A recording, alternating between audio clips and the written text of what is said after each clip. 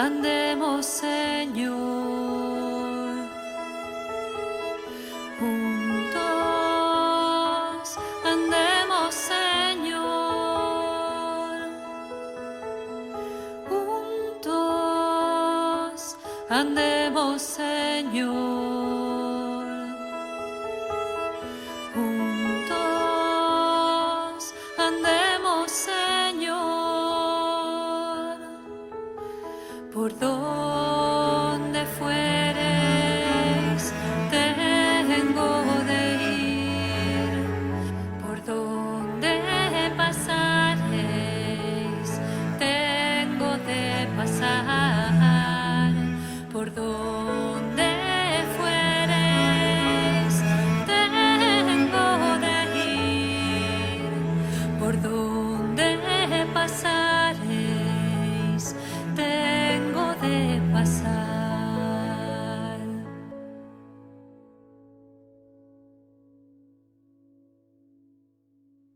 Juntos andemos, Señor. Juntos.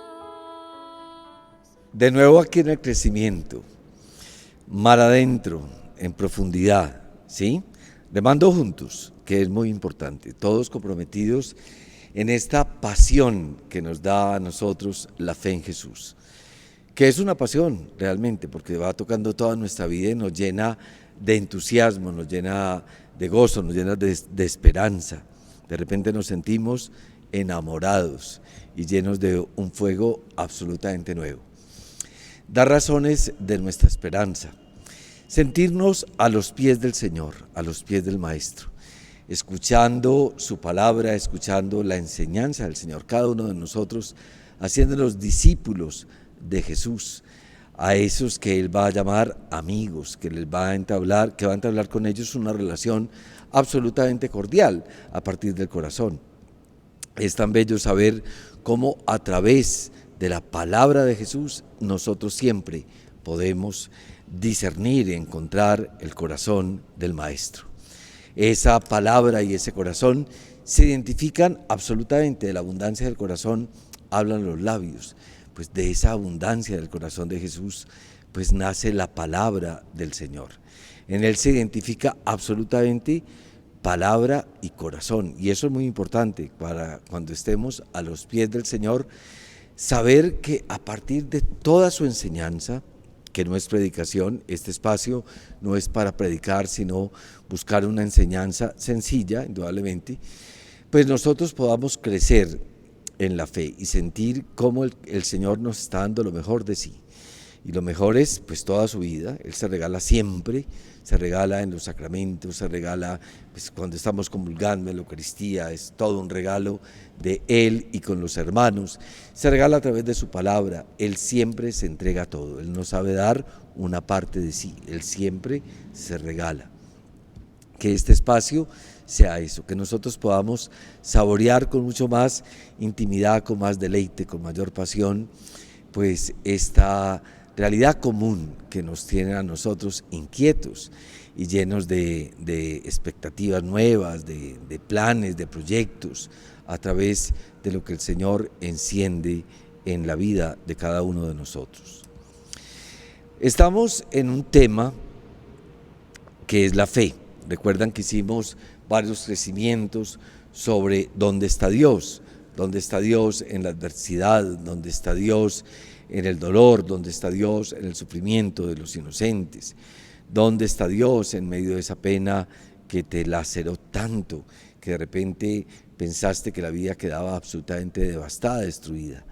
Y la pregunta es, ¿dónde está Dios? Ahí hicimos todo un camino significativo, sencillo, indudablemente, pero afrontando nuestras dudas y afrontando con madurez y con coraje también las preguntas que esto conlleva. Y ahora pues vamos a seguir ahondando mar adentro a partir de una reflexión también humilde, sencilla, a partir de eso que llamamos la fe. Quiero comenzar, porque siempre lo hacemos, con un momento de oración. Recordemos que la oración siempre nos acerca al Señor, siempre es una relación de alguien que está junto a nosotros, el Señor que está con nosotros, nosotros que estamos ante Él, exponerle nuestra vida al Señor y Él nos expone la suya. Entonces encontré una oración muy bella de Paulo VI, ese papa que yo quiero tanto, y que en una audiencia en el año de 1968, también hablando de la fe, oraba este papa tan querido así: Señor, yo creo, yo quiero creer en ti. Eso me parece importante. Eso me recuerda a esas palabras del Evangelio: Señor, aumenta nuestra fe. Señor, yo creo, pero aumenta nuestra fe. Yo creo y yo quiero creer. Señor, haz que mi fe sea pura, sin reservas, y que penetre en mi pensamiento, en mi modo de juzgar las cosas divinas y las cosas humanas. Miren, una fe que va a permear toda la existencia, que va a entrar en todos los rincones de nuestra vida. Señor, haz que mi fe sea libre, es decir, que cuente con la aportación personal de mi opción, que acepte las renuncias y los riesgos que comporta y que exprese el culmen decisivo de mi personalidad. Creo en ti, Señor. Señor, haz que mi fe sea cierta, haz que mi fe sea cierta. Cierta por una congruencia exterior de pruebas y por un testimonio interior del Espíritu Santo. Cierta por su luz confortadora, por su conclusión pacificadora, por su connaturalidad sosegante.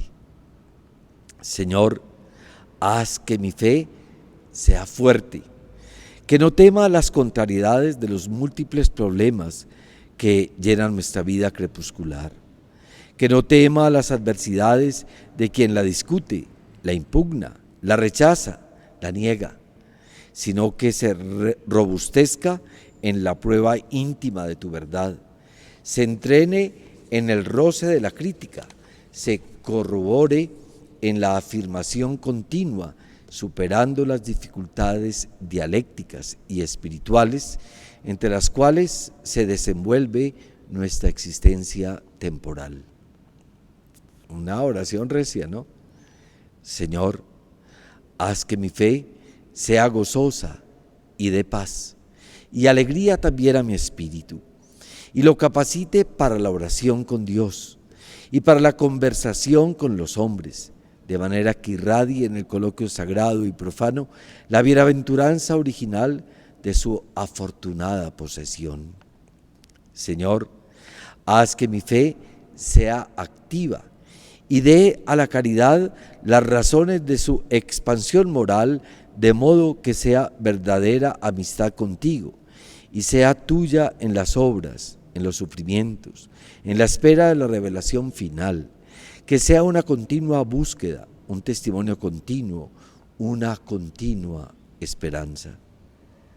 Señor, haz que mi fe sea humilde y no presuma de fundarse sobre la experiencia de mi pensamiento y de mi sentimiento, sino que se rinda al testimonio del Espíritu Santo y no tenga otra garantía mejor que la docilidad a la autoridad del magisterio de la Santa Iglesia. Amén. Oración poderosa, oración grande, oración recia, como les decía hace un instante, del Papa Pablo VI. Mucho para rescatar de esta oración. Quiero rescatar como lo siguiente: haz, Señor, que mi fe sea pura, sin reservas. Haz, Señor, que mi fe sea libre, sea cierta, sea fuerte, que mi fe sea gozosa, de paz, que mi fe me entregue alegría, que mi fe se vuelva en actividad, sea activa, se vuelva obra, se haga amor, que le dé razones a toda la expansión moral, o sea, a mi conducta, y haz que mi fe sea humilde y no presuma de fundarse sobre la experiencia de mi pensamiento o de mi sentimiento, sino que esa fe reposa profundamente en ti, más allá de todo lo que yo esté viviendo, como bienestar o como malestar, como dolor o como éxito, como alegría o como tristeza. Pidámosle al Señor que estos espacios de crecimiento espiritual que estamos teniendo a los pies del Maestro, pues permitan que cada uno de nosotros pueda ahondar profundamente en eso que nos hace hermanos, que nos da un punto de encuentro y que nos permite también un lenguaje común, un lenguaje, y es este lenguaje de la fe. Sé, y lo he dicho siempre y lo decimos siempre en este espacio de crecimiento, en esta franja, que aquí no decimos la última palabra, sino que aquí lo que estamos abriendo es una reflexión responsable, adulta, plural, en torno a la fe, a la vida espiritual, a todo esto que conlleva pues asumir el Evangelio como un proyecto total de la vida, ¿cierto? Como una opción fundamental de nuestra existencia, que está amparada en nosotros, los cristianos, a partir de ese hecho fundante, siempre que hay que tomar conciencia de él, que es nuestro bautismo. Y es que un día nosotros fuimos consagrados en la pila bautismal a una vida que crece y que tiene a partir de ahí pues su proyecto fundamental en la existencia. Sigamos hablando de la fe. Siempre que hacemos una oración la vamos a acompañar con algunos textos bíblicos que nos están dando a nosotros una luz. Esos textos son textos que vienen a partir de testimonios, ¿sí? Esos son palabras escritas con la vida, ¿cierto? Esos textos no se escribieron en una academia, en una universidad, no son unos textos de un simposio, de una discusión de teología, sino que son textos martiriales. ¿Qué quiere decir eso? Que son textos de testigos, personas, hombres y mujeres que con su vida pues testimoniaron toda la aventura de la fe, que se aventuraron por ese lado y que a partir de ahí pues determinaron la conducta de su vida e hicieron de eso su ideal de vida, su proyecto de vida, y desde ahí entonces nos fueron entregando palabras, acciones, y fueron unas vidas que se convierten para nosotros en modelo, en testimonio, en pregunta también, porque nos inquietan infinitamente, pero a la vez en unas palabras que son de un infinito consuelo, que nos arropan a nosotros también en medio de nuestras preguntas o en medio de nuestras dificultades, en medio de nuestros aciertos, en medio de nuestras certidumbres. Pablo decía a Timoteo, le decía, yo sé de quién me he fiado. Yo sé de quién me he fiado. ¿Qué tan importante? Ya la fe va a hablar de la confianza. Lo veremos después con mayor detalle. Yo sé de quién me he fiado, dice Pablo en esa segunda carta a Timoteo. Pero hay unos textos de antología sobre la fe que están en la carta a los Hebreos. En el capítulo 11 hay un canto, podríamos decir, a todo lo que es el horizonte de la fe en la vida de los hombres. Voy a mirar algunos. Dice, por la fe,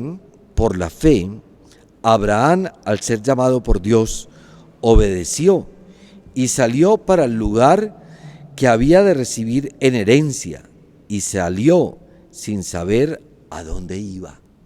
Hebreos 11. Por la fe, Moisés salió de Egipto sin temer la ira del rey del faraón. Se mantuvo firme como si viera al invisible.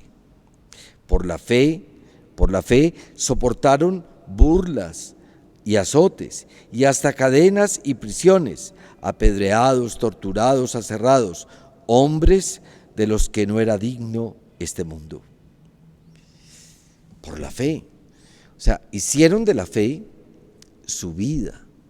Y ahí hay unos movimientos muy significativos que nos van a hablar de la fe, no definirla, sino a mostrarnos qué es la fe. Porque nosotros queremos definir absolutamente todo. O sea, lo que esté definido y medido y contabilizado, en eso vamos a creer. Pues resulta que este horizonte no es así, sino que más bien es ver el movimiento existencial que va a surgir a partir de esta opción fundamental de estas personas. Y es que por la fe Abraham, al ser llamado por Dios, va interesante. O sea, a los pies del maestro uno escucha la palabra, y esa palabra es siempre una palabra de vida. Es una palabra que está llamando a algo, que está indicando algo, y es una palabra creadora.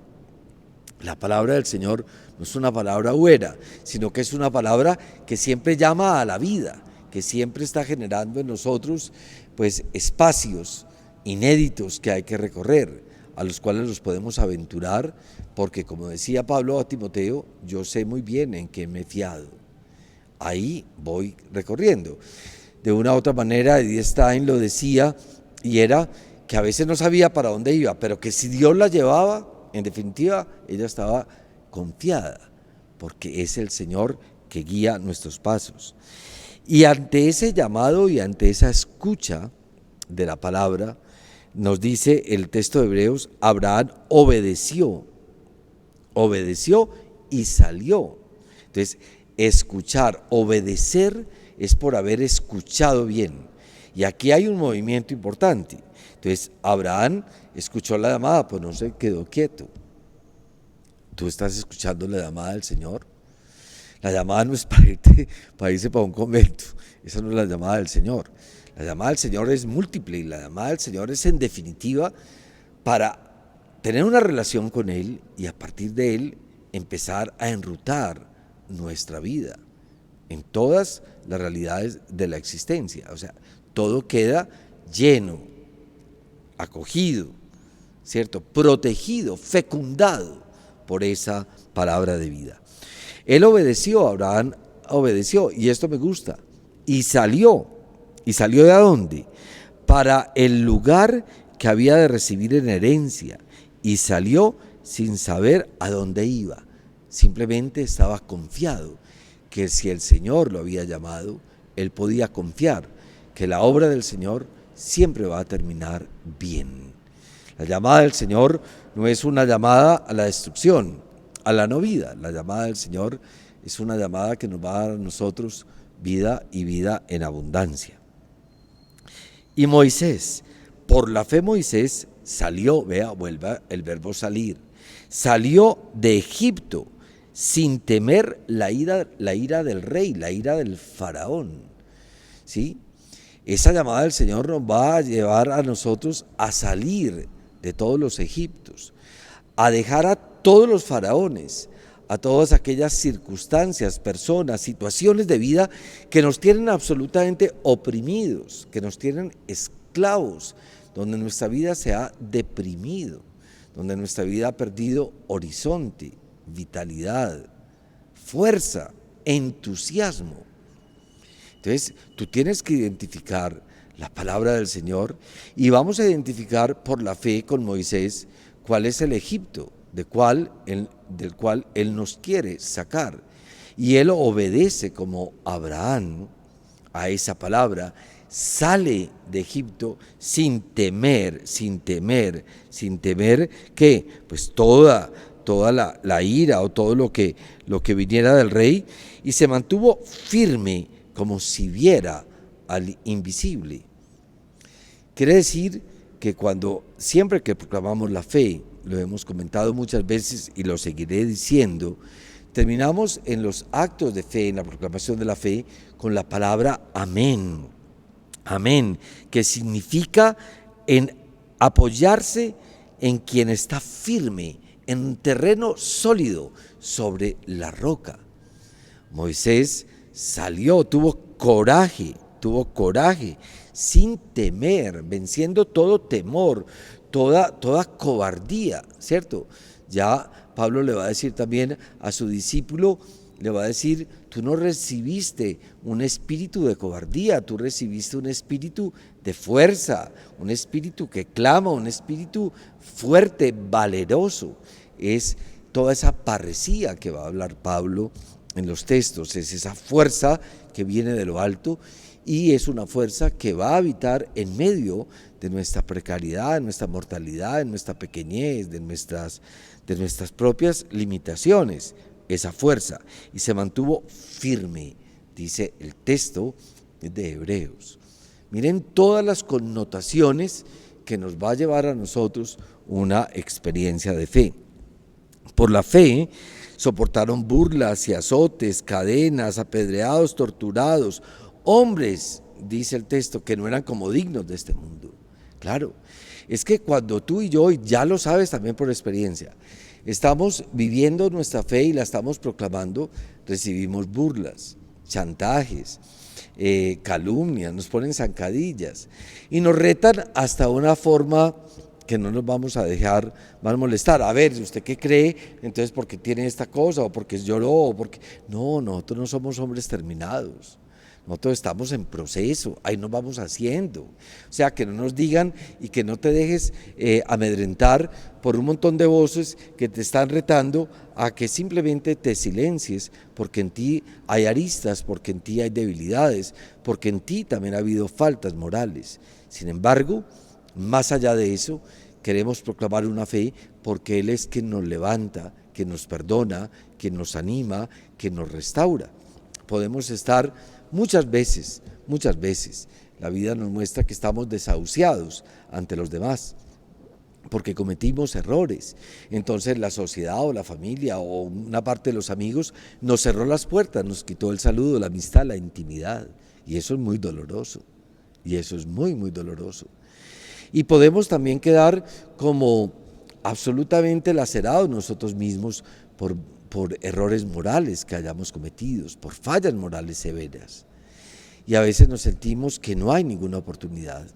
Miren, podemos estar desahuciados ante toda la gente o ante nosotros mismos, pero ante Dios nunca estaremos desahuciados, porque por la fe yo sé que Él me ama y Él opta por mí y Él tiene un poder reservado para levantarme a mí de toda postración, de toda marginalidad, de toda oscuridad, de toda tristeza, porque Él enjuga mis lágrimas y porque Él restablece profundamente en la inocencia, en la verdad, en la rectitud, mi corazón y mi vida. Eso es muy hermoso. Alguien decía que la palabra de Dios, la Biblia, así como la conocemos, es un texto de amor, y eso es verdad. La Biblia es un texto de amor.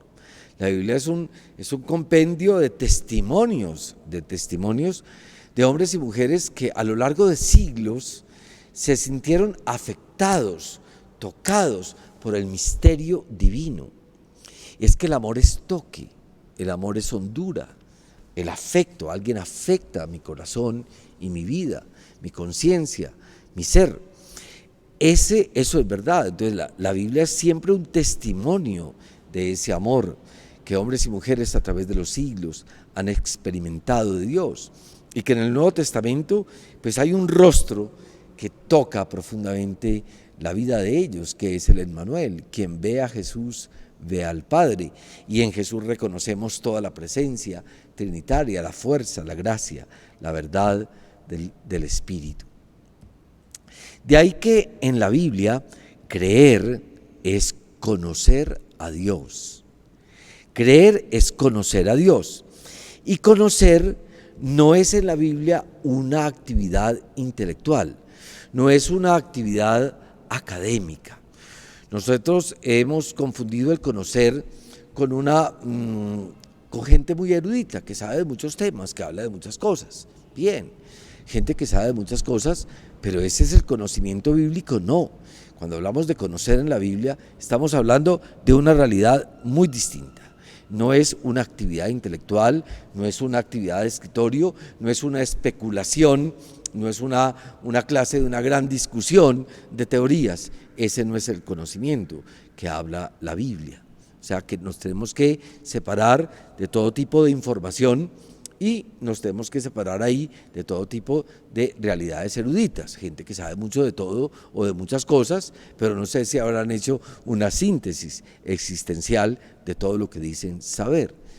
Cuando en la Biblia hablamos de conocer, estamos hablando de una experiencia íntima. ¿Se acuerdan que en ese texto, que es una filigrana bellísima, que Lucas escribe de la Anunciación de la Virgen María, ella tiene un diálogo con el ángel y ella le dice, pues yo no conozco a varón? Y es que en la Biblia, cuando se habla de conocer, se está hablando de la intimidad, al punto que el verbo conocer en la Biblia está prácticamente en hebreo, se usa para designar la relación íntima de una pareja en el amor, la intimidad. Vamos pues hilvanando un poquito lo que llevamos hasta ahora. ¿Por dónde vamos? Y es que la fe va a tener que ver profundamente con una relación, Esa relación tiene un nombre mayúsculo, que es una relación de amor. Lo que pasa es que las palabras humanas las desgastamos muchísimo. ¿Qué entendemos por amor? Entonces, a ver, por amor vamos a entender encuentro. Sin encuentro es imposible una relación de amor. En ese encuentro es una posibilidad enorme en donde dos personas tienen de regalarse a sí misma, de mostrarse a sí misma a partir del ser. En ese encuentro yo me estoy donando a ti, tú te estás donando a mí, nos estamos recibiendo mutuamente. Entonces, el amor necesita la respuesta. Sí, claro.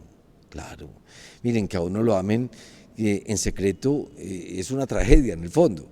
O sea, que si yo me estoy muriendo y alguien me dice en ese momento, mira, Mauricio, yo te amé toda la vida en secreto, pero yo nunca me di cuenta, pues, ese amor de poco sirvió, porque fue algo que no afectó, no tocó mi vida. Entonces, esto, cuando hablamos del amor, estamos hablando de ese toque sustancial, de esa relación. Por eso el amor no puede ser en secreto. El amor es para que se note, para que se vea, para que se disfrute. Y el amor está buscando el objeto de ese amor, para que indudablemente dé una respuesta. Jesús le dice a los discípulos, a ustedes ya no los llamo siervos, no, yo a ustedes los llamo amigos. ¿Y por qué nos llamas amigos? Porque les he dicho todo. O sea, porque fue en la intimidad con ellos donde Jesús reveló su ser, se entregó en la intimidad de una conversación, de una enseñanza, de un diario vivir, de esa mesa, de ese pan que es su cuerpo, de ese vino que es su sangre, de esa vida que se entregó a ellos, a unos hombres absolutamente rotos, pero que estaban también encendidos ya de afecto, que estaban flechados en el corazón, que estaban en definitiva fascinados por Jesús. De ahí que claro que el amor necesita una respuesta. Entonces, que no nos amen en secreto, porque un amor en secreto es un amor que se quedó ahí. Yo nunca supe que tú me amabas, porque no sentí un movimiento tuyo que tocara mi vida, que me dijera estoy contigo, que me alegraste, que me acompañaste, que me regalaste tu existencia. Me amaste en secreto. Bien, ojalá no lo hagamos.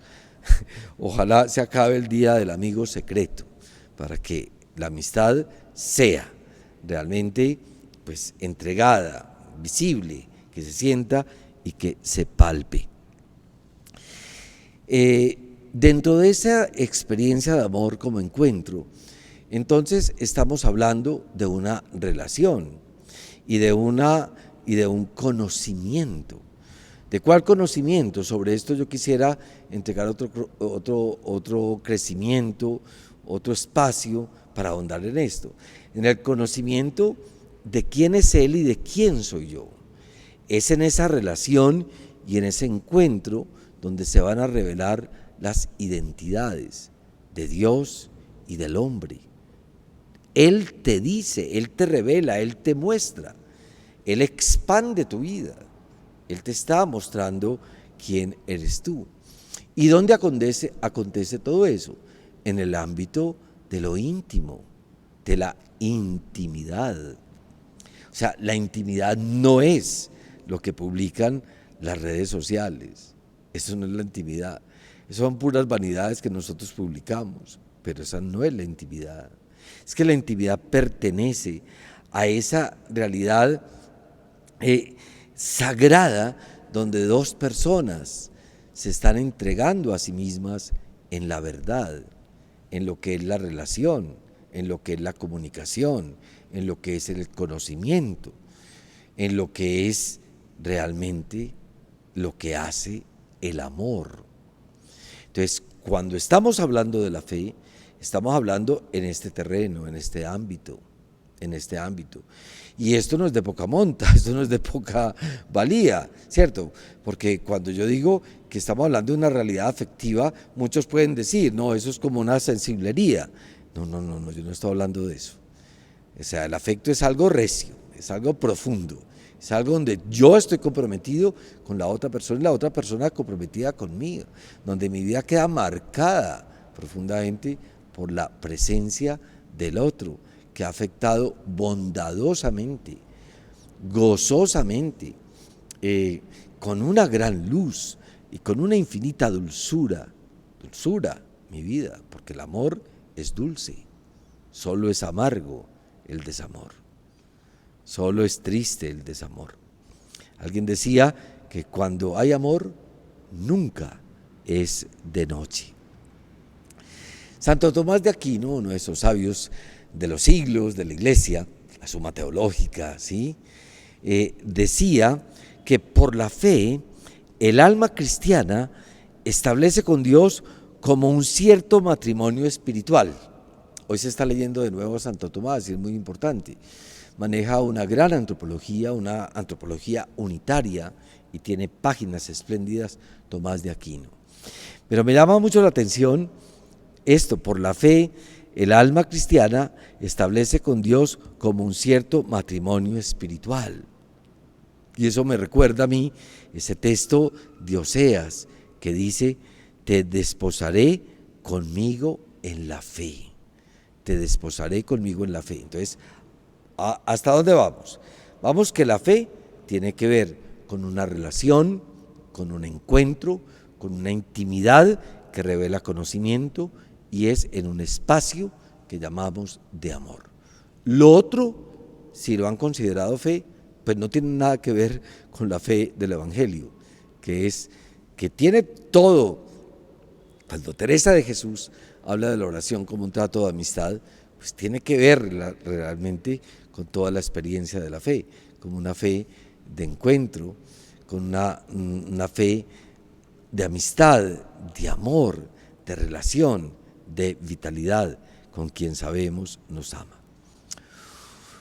De un teólogo vasco, Juan Antonio Pagola, habla de la fe en clave de amor y de enamoramiento. Este texto quiero leerlo con ustedes, quiero compartirlo, porque me parece que es un texto muy elocuente.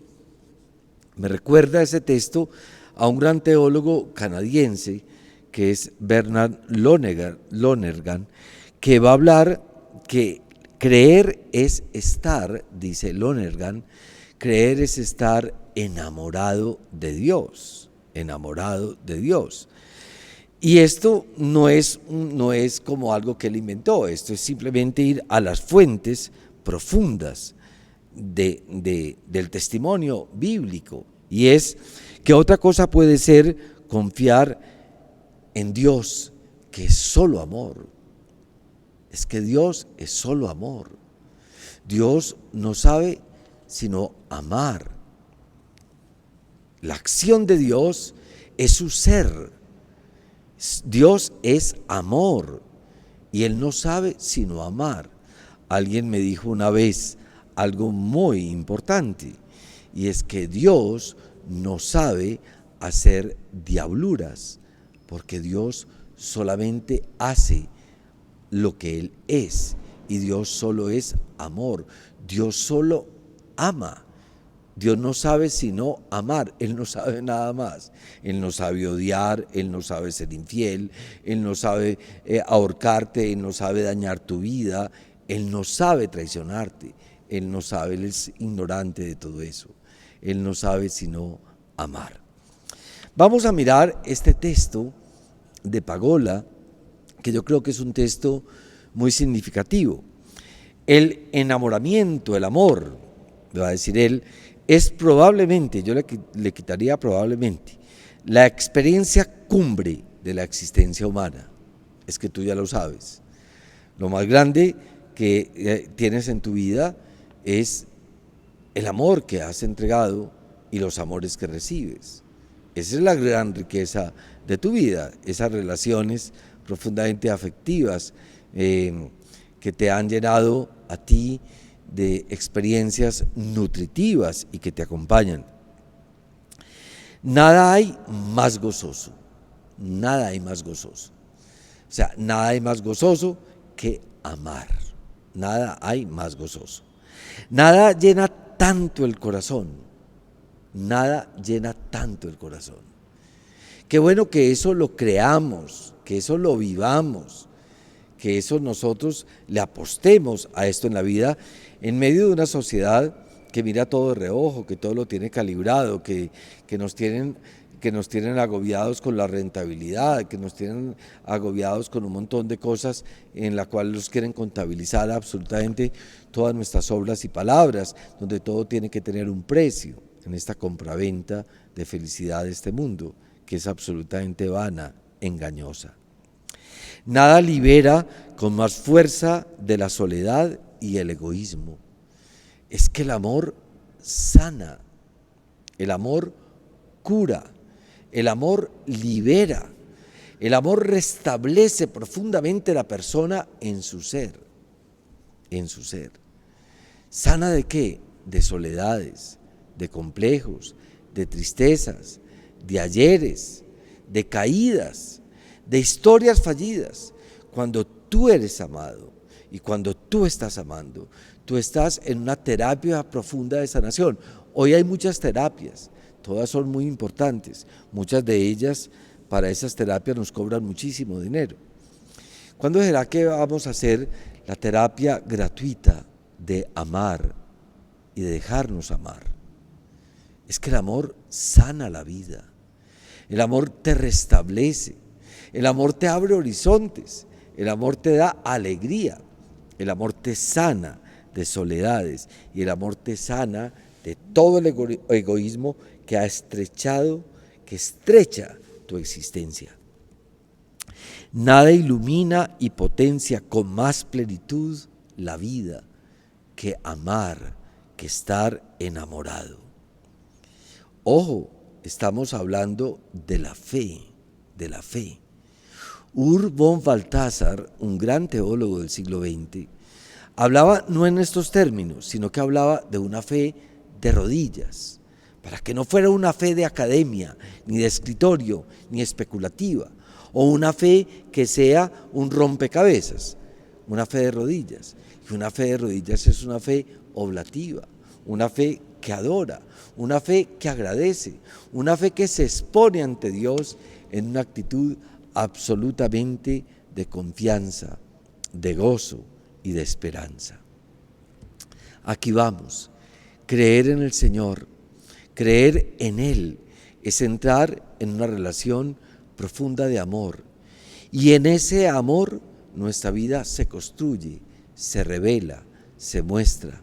Sabemos, tal vez por primera vez, quiénes somos. Solo el amor, decía Ur von Balthasar, es digno de fe. Y esa relación la encontramos nosotros en esta experiencia bendita, divina, humana, de una aventura fascinante que nos han comunicado ya los testigos de Dios a través de los siglos, y que hoy, en medio de nuestras calles, en medio de nuestros amigos, en medio de nuestra gente conocida, pues encontramos esos faroles, esas teas encendidas de compañeros nuestros de camino que nos enseñan con su vida que amar es una aventura profunda que se llama fe y que fe es una aventura profunda que se llama amor.